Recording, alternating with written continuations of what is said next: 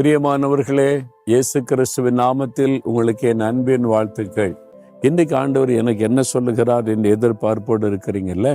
அப்போஸ்தலர் நடபடிகள் 18 அதிகாரம் 10 ஆண்டவர் சொல்லுகிறார், நான் உன்னோடு கூட இருக்கிறேன்,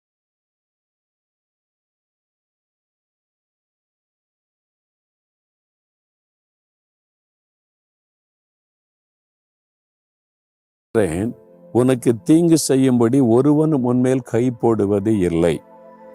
பவுல் அப்போஸ்தலன் கொரிந்து என்ற பட்டணத்தில் ஊழியம் செய்ய வந்தபோது அங்குள்ள சூழ்நிலைகள் அவருக்குள்ள ஒரு பயத்தை கொடுக்கிறாரு.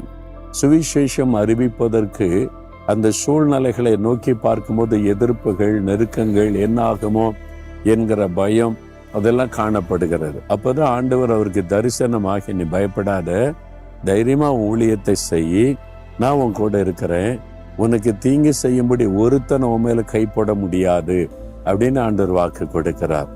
அப்ப தைரியமா அவர் எழுந்த ஊழியை செய்கிறார். அதனால கொரிந்து பட்டணத்துல திரளான மக்கள் இயேசுவை ஏற்றுக்கொண்டு பரிசுத்தாவின் வல்லமை பெற்று வரங்களை பெற்று சாட்சிகளாய் இருந்தார்கள் என்பது வேதத்திலே பார்க்கிற ஒரு காரியம். இன்னைக்கு ஆண்டவர் உங்களை பார்த்து சொல்ல, நீ பயப்படாத, உன் பிசினஸ் காரியமா பயப்படாத, குடும்ப காரியமா பயப்படாத, ஊழிய காரியமா பயப்படாத, யாரும் தீங்கு செய்திருவாங்களோ, நமக்கு விரோதமா ஏதாவது பண்ணிடுவாங்களோ, செய்ய விட மாட்டாங்களோ, தடுத்துருவாங்களோ, அவ்வளவுதானே, நீ பயப்படாத, நான் உன் கூட இருக்கிறேன், ஒருத்தன் உனக்கு தீங்கு செய்ய முடியாது, ஒருத்தன் உன் மேல கைப்பட முடியாது, பயப்படாத அப்படின்னு சொல்லி. அப்ப ஆண்டவருடைய இந்த வசனம் நம்மை தைரியப்படுத்தி நடத்துகிறது. நான் ஒரு சமயம் ராஜஸ்தானுக்கு ஊழியத்துக்கு போயிருந்த போது அங்குள்ள இந்த ஆதிவாசி மக்கள் இருக்காங்கல்ல, அவங்க மத்தியில் ஒரு கிராமத்துல கூட்டம் நடத்தப்பட்டது. அவங்கள மிஷினரி என்னை அழைத்து கொண்டு போயிருந்தாங்க. வயல்வெளியில பந்தல் போட்டிருந்தாங்க. ஆயிரக்கணக்கான மக்கள், ஏழை ஜனங்கள் தாகத்தோடு இயேசுடைய ஆசீர்வாதத்தை பெற காத்திருந்தாங்க, சுகத்துக்காக, விடுதலைக்காக எல்லாம். அங்கே நாங்கள் ஊழித்து போன போது ஒரு கூட்ட மக்கள், ஆதிவாசியில், அவங்க பட்டணத்திலேருந்து ரொம்ப தூரத்துல இருந்து வந்திருக்கிறாங்க. அவங்கள பார்த்தா ஒரு மாதிரி ட்ரெஸ் போட்டிருக்கிறாங்க, ஒரு மாதிரி அடையாளத்தை வச்சிருக்கிறாங்க. நான் பார்த்தேன், ஒரு ஆள் பின்னால் உட்கார்ந்துருக்கா, இவ்வளோ பெரிய அருவா, இவ்வளோ அப்படியே அந்த அருவா மேலே அந்த ஆள் உட்கார்ந்துருக்காரா, இந்த பக்கம் அந்த பக்கமும் நீட்டி கொண்டு இருக்கிறது. அவ்வளோ பெரிய அருவாளோடு உட்கார்ந்துருக்கிறான். ஒரு டீமே வந்திருக்கிறாங்க.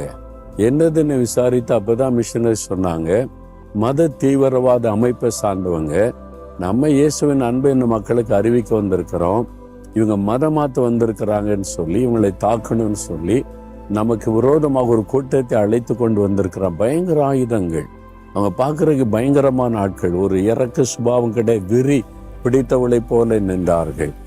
என்ன ஆகுமோ தெரியாது, நம்ம கூட்டம் நடத்துவோம், என்ன ஆனால் ஆகட்டும் என்பதாக. ஆனா அந்த நேரத்துல கூட வந்த சிலர் ஒன்றுக்குள்ள ஒரு பயம், என்னங்க பயங்கரமானவங்க, இறக்கெல்லாம் காட்ட மாட்டாங்க, வெட்டி சாய்ச்சிருவாங்க, ஆட்களை கொன்னுருவாங்க, அப்படி பயங்கரமான ஆட்கள், அப்படிப்பட்ட ஆயுதத்தோட தான் வந்திருக்கிறாங்க. ஆனா என் உள்ளத்துல ஒரு சின்ன சலனமோ கலக்கமோ பயமோ காணப்படவில்லை. இப்போ அந்த காட்சியை நினைச்சா அது பயங்கரமா தெரியுது. ஆனா அப்போ அந்த பயமே இல்லை. ஏன்னா ஆவியானவர் சொன்னார், பயப்படாத, என்னுடைய அனுமதி இல்லாம ஒருத்தனும் தொட முடியாது, தீங்கு செய்ய முடியாது, எவ்வளவு பேர் வரட்டும், ஆனா உன் மேல கை போட முடியாது.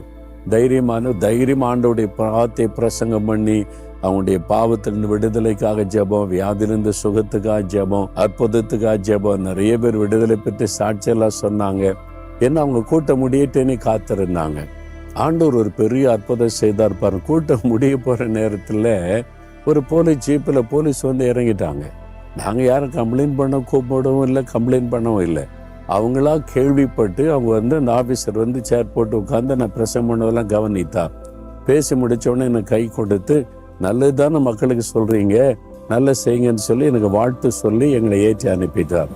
அதாவது எங்களுக்கு தீங்கு செய்யணுன்னு ஒரு கூட்டம் பக்கத்து வரைக்கும் வந்தாங்க, தொட முடியலை, தீங்கு செய்ய முடியலை. அதுதான் ஆண்டவர் செய்கிற காரியம். உனக்கு தீங்கு செய்யும்படி ஒருவனும் உன்மேல் கை போடுவதில்லை, அவர் அனுமதிக்காதபடி கை போடவே முடியாது.